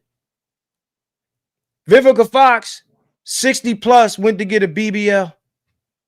BBL grandma. You serious? I'm dead ass, bro.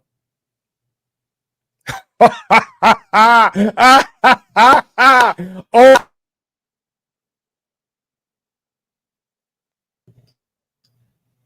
Oh yeah, my mic went out just now. Hopefully y'all can hear me. No, this is real. Can you hear me? Yeah.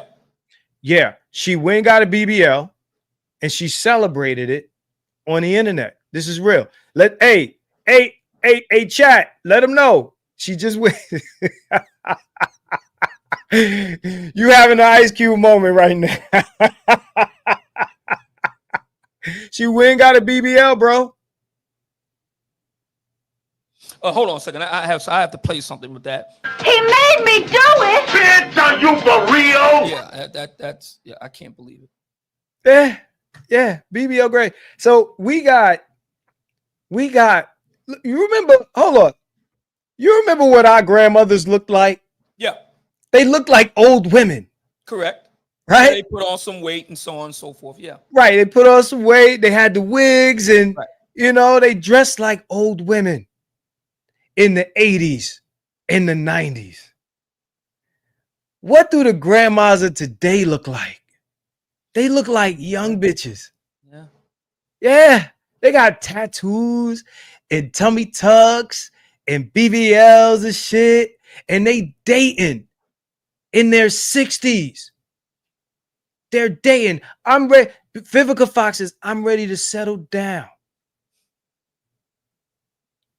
What I'm saying is, and to bring this back, while I'll do this again. Go ahead. He made me do it. Bitch, are you for real? Yeah, you ready to settle down now? When you're firmly in the AARP camp and about to get Social Security. Right. Right. So what I'm saying is, bro, we are all on the same internet.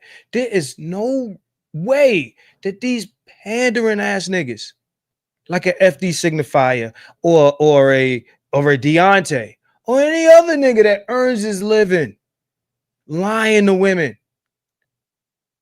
It's no way that they don't see this stuff. Listen, women see it. Oh, yeah. What I want to commend, I don't know how many women are watching right now, and I want to shout out to the women real quick, real shortly, for calling out Remy Ma for the piece of shit she is, right? For the women that actually did it, because now that, Remy is talking shit, you got a lot of chicks riding the Remy train right now, right? But for the women that called out Remy Ma for being the piece of shit she is, shout out to you, right? All I'm going to say is, look, we all on the same internet. If the women are seeing the women being out of order, and look, I'm sure all of us have scrolled and we've seen, your Love Dorsey's or, all the other women that are making like YouTube shorts or TikToks and everything like that, calling out women. The simp must die at this point, right? You can't defend bitches with they wild shit and the women are calling them out. You got women calling out women now. That's how bad it's gotten. That's how bad it is, right? That's where we are. At the Conclave, over 80% of brothers there are active passport holders. Like I said, 5 brothers have been married between 2023 and 2025. We've had 5 brothers get married on the African continent between Morocco and South Africa. So you can kind of connect the dots here. Brothers tend to go in the Conclave and they tend to come out of the Conclave and get on a plane. That's typically the progression. So you can't do that, man. You can't. By the way, we don't tell, so that we're clear, we don't tell brothers to do that. Our official position is neutrality on the question of marriage, relationship. Like, we don't tell brothers, you need to get married. We don't do that. We do give them information on it. If you're going to do it, you want to do it in the United States and so on and so forth. This is what you need to know, so on and so forth. But as far as us telling them to do that, no. Brothers are free to decide for themselves. And so far, Every brother that's come through that wanted to get married got on that plane. So there you go. You can't do that, man. You can't be out here telling men they got options. They supposed to be marrying BBL grandma. You see what they do with the Shannon Sharp? They like, you can't be out here fucking with young bitches. You gotta be with Cheryl Underwood. Cheryl Underwood, bro. And the other one, what's her name? The Are you lawyer. talking about the lawyer? Oh, Star Jones. Star Jones. Her. Yeah. Oh my God. These are the options. Let me tell you something, black man. The best you can aspire to if you're successful, if you reach 6 to 7 figures, right? You work hard, you achieve, you gain resources, right? You stay in shape, looking good. The best you can hope to achieve is Cheryl Underwood. Meanwhile, Tracy Ellis Ross, fuck as many young boys she like, but your duty is a community, chattel, right? Is to save the leftover women from being left over. Yep. That is your job. Right. The best you can. I remember Anton, right? Anton. I don't know if anybody here is fans of Anton, right? But I look. Oh yeah, Anton Daniels, man. He's good people, man. Right. When you make sense, you make sense, right? And I don't agree with everything old boy says, but I'll say this. He said, that he used to watch women try to set successful men up with these women that had all these kids and had gained all this weight in the church. And he's like, they're like, yeah, because God, wants you to be with her and yada, yada, yada. And he's like, well, why God don't care about what he wants? What about what he wants, right? So again, you achieve all of this. And the best woman you like, Charlie Sheen can have a bunch of women at his house, bunch of Playboy playmates. They can slice up limes and sniff them and have a ball, right? And then he could pass out the monster to all of them and still be a hero. But you got to date the grandma. That's the best you can achieve after achieving. That's the best you can hope for as a black man. It's like the reverse arranged marriage. Oh, you doing good in life. Look, we gonna set you up with like Magic Color Purple, but in reverse, right? We gonna marry you off. One big old like Sophia, right? Bertha come look you up and down and like, yeah, I'll take them. But that's what goes on in the black community. Black Lives Matter. You really sit down and think about this. So this is supposed to be a black male advocacy organization founded by 3 lesbian black women. And when you take a look at them, you see the reason why they're lesbian. So my point is, black women have effectively used racial issues, racial politics to shame, like what Kevin said, sign language. As a matter of fact, I put the extra S in front of it.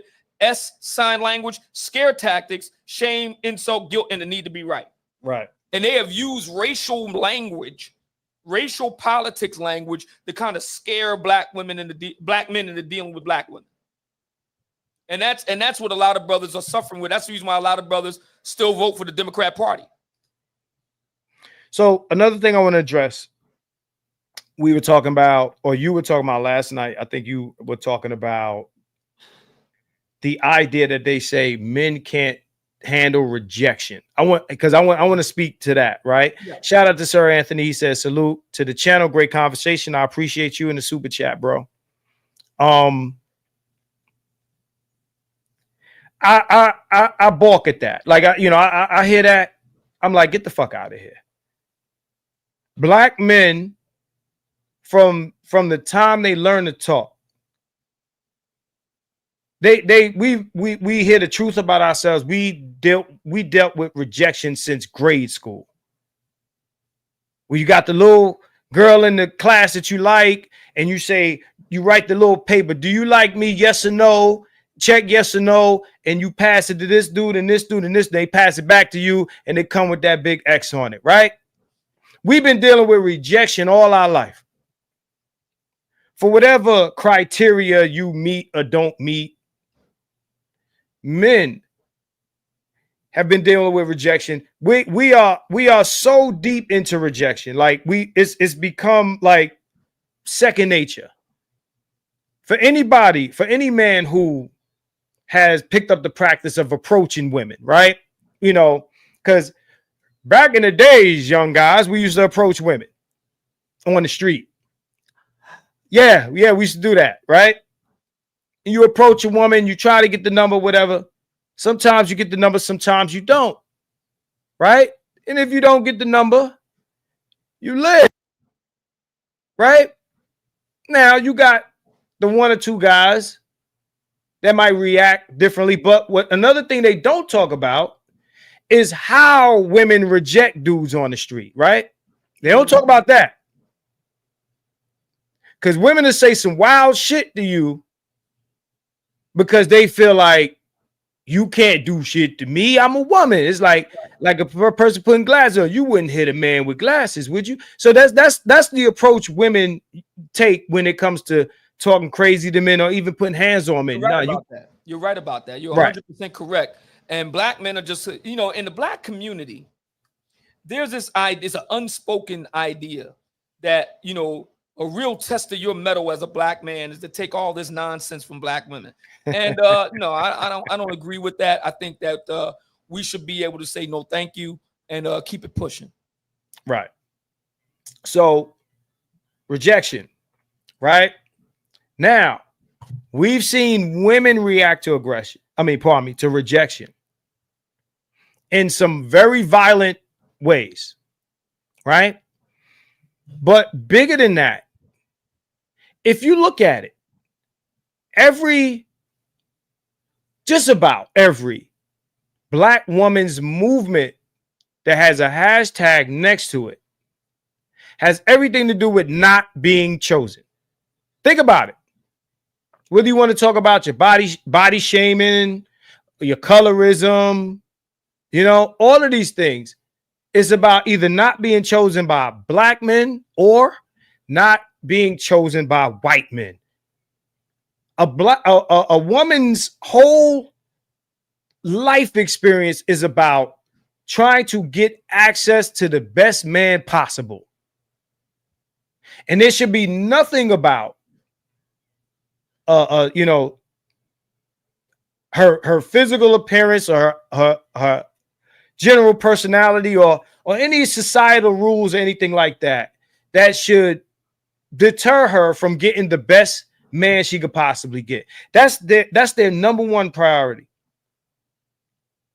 On my other show, we was talking about you know, like on another channel, I forget the term that I use, but we were talking about that. We were talking about, you know, access or proximity to the best men, right?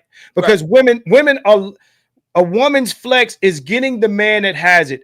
Black women, you know, they brag about, I'm a boss chick and I bought this and I paid for this.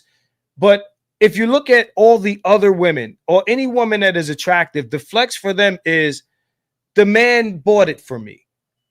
The man provided it for me. This is their flex, right? This is the thing that they brag about. They're saying, look, I don't buy shit. He bought me the car. He bought me the house. He got me the ring. He bought these things for me.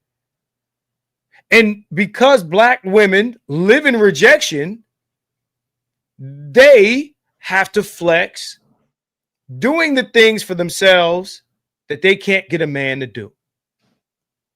Right? So when they are dealing with rejection, the biggest movements that come out of black feminism is about being rejected. Most of their, you know, slut shaming and the body counts and all of those things that they're fighting against is about not being the choice. They even have a term pick me for women who are the choice. Exactly. Sour grapes, brother. It's a cope. Right. Black women do everything in opposition to what black men want while still wanting to have the best black man possible. Kevin said it himself. He said, black women get first right of refusal. Yep. That's what it is. You know how hard it is for a black man, went to school with black women, grew up in the neighborhood with black girls, and his first attraction was for black women to have to leave that. Trust me, we deal with it in the space all the time where guys are struggling to date outside. You know how hard it is for a guy to say, and he's grown up looking at black women as the most attractive thing for him, and he has to go somewhere else. There's guys here right now that are struggling with this idea. Cause they look at black women like, I can't be with her. I'm attracted to this woman, but I know that it's not a good fit. It's really sad. I know quite a few brothers like that too. I'm not going to go too far into the weeds with it because we talked in confidence, but yeah, trust me, I know exactly what you mean. And again, a lot of brothers have been kind of for lack of a better way of putting it, brainwashed. It's almost like MK Ultra or something. Yeah,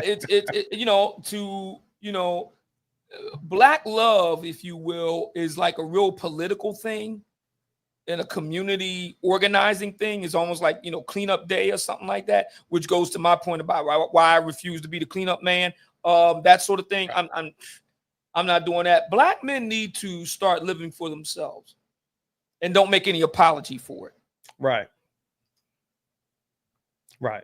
So bringing it back to where we started, there's no way that these guys, this is why they don't want to debate any of us, because there's no way these guys don't see this. This stuff is so pervasive now, with the Lizzo twerking and all this other stuff and the sexy red and it's so pervasive. Black women have dragged their image and brand so badly across hot coals that you, like, in order to pretend, like, you have to be like straight up disingenuous, not just to black men but to the world, to act like black women are carrying themselves in high esteem, and the issue is black men. If black women were the prize like that, white men would have snatched them up long time ago in huge numbers. This is something I say, and somebody in the chat said, hey, that was pretty profound. Hey, look, let me give you something more profound. Anytime you get somebody that colonized or took over a region, oh man, you know what they do first? They took the women. Right. They took the women. When the Europeans went to all of these places that speak Spanish now, they killed all the men and they took the women. Right? The French did the same thing. They went to a place, they killed the men and they took the women. That's all in the Bible. Right. With one exception. White men did not take black women. They didn't take them. The black woman, the black woman is the only woman that the white man didn't take. Nah, y'all can have that. Y'all can have them. That's an interesting point. Right. Interesting point. They're the only women that the colonizer didn't take from us. Wow. Didn't happen. And look, dying for the day to get skeezed, right? You got to be old enough to know where that comes from, right? Yeah. Right. What I'm saying is these women are dying to be taken. Well, you look at the Hinge dating app. There was talk about black women putting together a class action lawsuit to sue them because they felt that they were getting shut out in the algorithm. So I mean, and this is recent. This was in the last year or so. Right. Black women trying to sue Hinge and all the rest of it. Listen, Marcus, I got to get ready to run, man. It's getting dark out here. No doubt. And I got this camera set for daytime, so I got to switch around and switch it for nighttime. I got to get ready to get out of here. It's been great, man. I got to come back again to talk some more about these dark corners, man. Thank you so much. I really appreciate it. We're going to have to do dark corners too, man. I appreciate you for coming through, man. I don't know if the chat wants me to stick around, but yeah, I'm gonna let you rock, bro. I appreciate you for coming down, man. Peace out. Yeah. Bet you that one sticks with you. The black woman is the only woman that has not been taken from us. They ain't taken from us. They used them to reproduce more slaves. They used them for fun. They fucked around with them. And a few of the guys, they fought for their right to marry them. But in a general sense, if you look at how many white men marry Latinas and how many white men marry Asian women, it's not even close. It's not even close, bro. Not even close. So the proximity to whiteness is what they're hating, and they're stuck with us. They were stuck with us in that era, that Reconstruction, right? And they're stuck with us now. And I don't think that because I'm gonna close this out soon. I don't think that black women and the simp niggas, the pro-black motherfuckers, are afraid of us lighting shit up, shooting shit up. They're not afraid of that. They're not afraid of that. What they're afraid of is again, not being chosen by the best of black men. Because the guys that you see in Obsidian's video, those are the guys that have options. And we already know the story. When you see a guy that looks like that, black women are not his first option. He got options. You can't just come, throwing your weight around. A free black man is an unattractive man to a black woman. Freedom ain't sexy on niggas. Freedom is not sexy on niggas, man.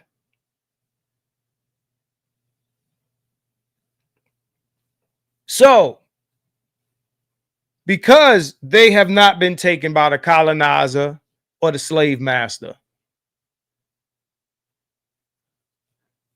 they are resenting us for it. They resent black men for not giving them whiteness or proximity to what whiteness provides. We can't give it to them because black men will never be granted whiteness, because whiteness is not real. Whiteness is a class.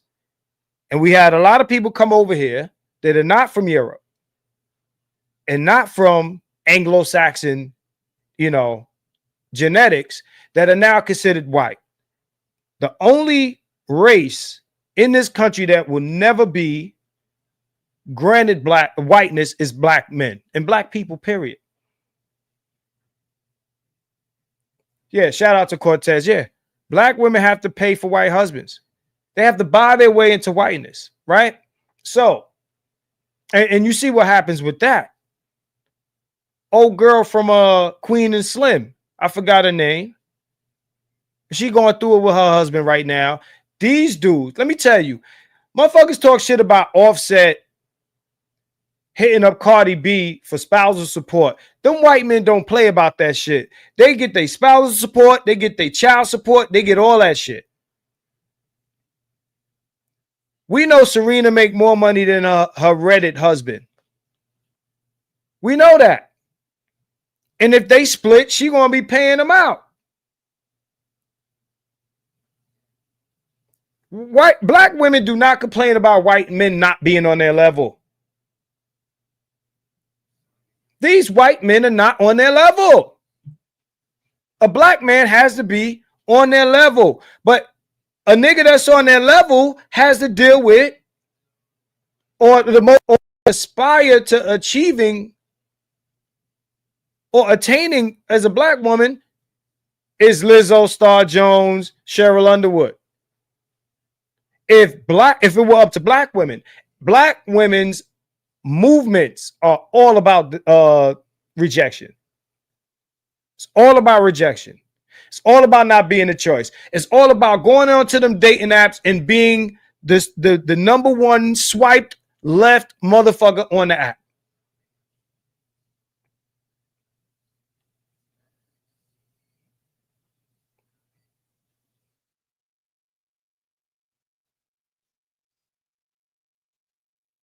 The colonizer didn't want you. They took the Spanish man, the Spanish took the natives in all these Latin American countries. The French colonized and took all the women. The white man said to the black woman, nah, I don't want you. They can have you. Otherwise, you would see 50+% of black women marrying white guys.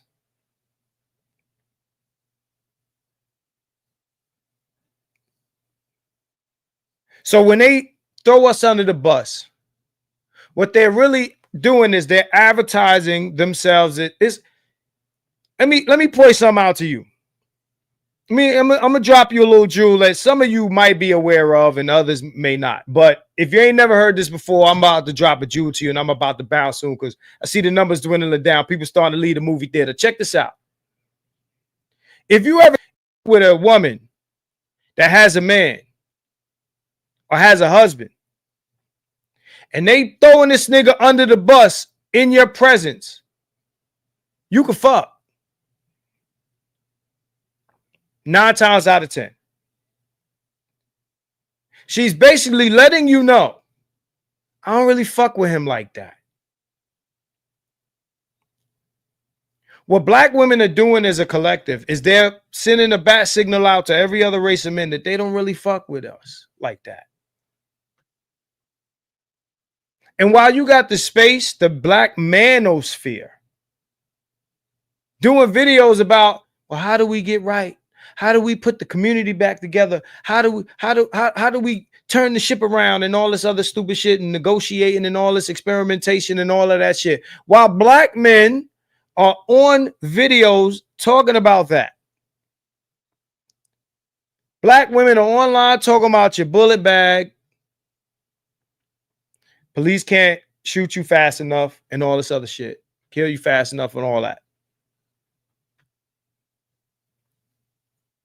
Black men are arguing with other black men about what we going to do with these women, whether we should take them or leave them, whether we going to burn this whole shit down so they come crawling back to us through the fire, through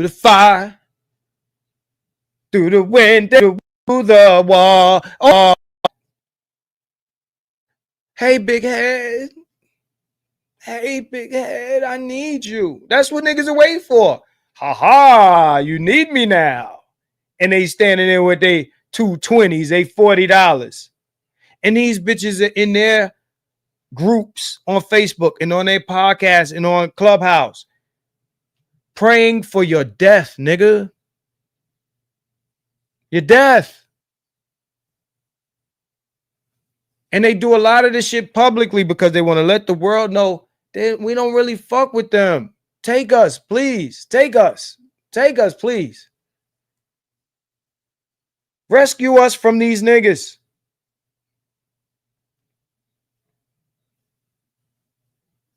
Now there's individuals that this doesn't apply to, but collectively it's the truth. And I hate saying those kind of disclaimers. People should know this already. But at the end of the day, black women are the wives and the girlfriends that are telling the other nigga, I don't really fuck with them like that.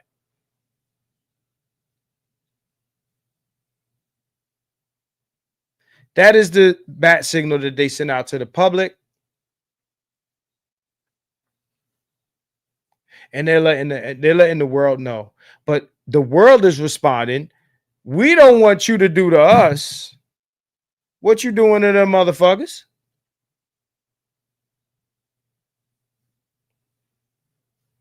Black women know how to flip the feminine switch for the non-black man. They turn that shit right the fuck on.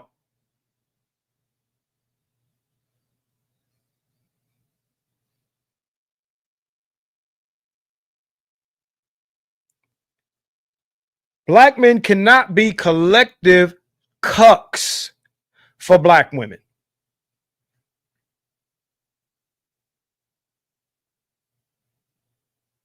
When we go to these other countries, we fuck with these other men's women because we're Americans and we have more financial resources than the men in that area.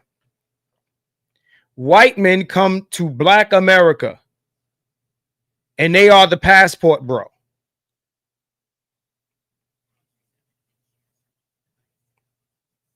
When white men fuck with black women, they are the passport bro. When your DJ kid or whatever white dude is, he's trying to pass out, virus cards to everybody, he's the passport bro. White men get online and brag about how easy it is to fuck black women. They brag on it.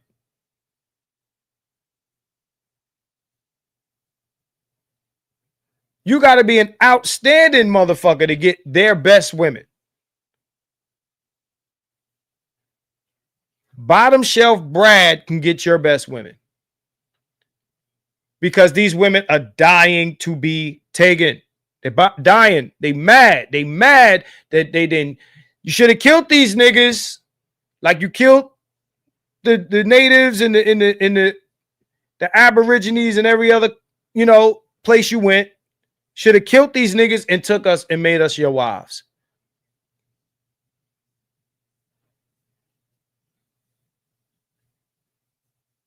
Absolutely, Cortez. His telemarket said it. White men are the passport bro in the black community. Absolutely. Think about every black strip club that you've been to and a couple white dudes walk in. I've seen it. I done seen it. Couple white dudes walk into a black strip club. Oh, the beacon lights go off. Chanfar says the thing is black women have behavioral habits and other men see it. No conditional femininity will change that. Yeah. Because beneath that facade of bullshit, you see what old boy, the football player that is now with Taylor Swift, when he was dealing with the black chick. I know white dudes that date black women. They have the same complaints we do. Thanks for the super chat, bro. They have the same complaints we do.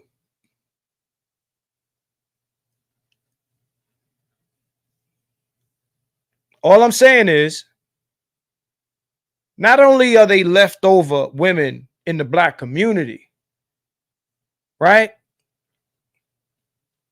They're leftover women in the context of colonization. They didn't take the women as bounty or booty or whatever. They didn't take our women. They left them with us. They didn't want them.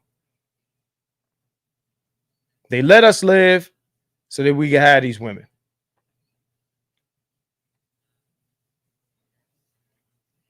And that's one of the biggest reasons why we're resented. Especially when a nigga wears suit and tie and you see him moving around and moving about the cabin.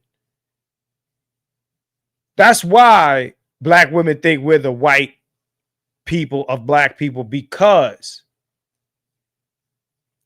not because, you know, anything else, because these are the motherfuckers that get the jobs and this and that and the other, but because black women are about being chosen. Women are about being chosen. Women are all about what man they have access to, and if they can access his resources. And they're nowhere near the top of the list. You can go to Google, you can go to any stat, it'll tell you that. It'll tell you that truth. So with that being said, guys like FD Signifier, they see what we see. Let me tell you something. Obsidian will rip this dude to shreds. I'd rip him to shreds. I'd rip him to shreds. I'm sure he don't know who the fuck I am, but I'd rip him to shreds. Me. I wish I was on one of them panels with it. I mean, you know, I saw the Bernard. I might have saw a clip of the, I saw BGS versus, I think it was Amazing Lucas, but I don't think I saw him versus this guy. And I don't think that I saw the other one where he went at Mr. Z. And Mr. Z is an excellent debater. Excellent. Mr. Z is excellent. I want to say that. But one thing about Black Manosphere niggas, we know our shit and we ready to go. And when these propaganda motherfuckers get on the internet, virtue signaling with nothing behind it because you saying bitch talking points, the last thing you want to do is jump in the ring with one of us. Yo, this was the Dark Corners, part 1. Obsidian will be back. I don't know when the next time y'all gonna see me. It is what it is, bro. I told y'all these niggas don't want me here. I ain't gonna be here. Oh, hit me up, said let's do a stream, and here I am. If Obsidian didn't hit me, I probably wouldn't have did it. I enjoyed my time here, bro. You know what I'm saying? But it is what it is, man. So y'all see me again when I get the inspiration to come through here, right? You want to see me on here? Yo, hit these videos up, man. Hit up the community tab, man. Show me y'all want me here. Or I'm going to go do other shit. I don't live off this shit, man. So, but don't get it twisted. I like kicking it with y'all. Don't get it twisted. All right? Y'all can fuck with the Eloquently Petty show and shit like that. I'm throwing that up, building that. But y'all will see me here every once in a while, man. But the niggas here don't want. I'm too real for this shit, bro. I'm gonna just say that. Like, I'm too real for this shit, man. So that being what it is, man. Y'all will see me again soon.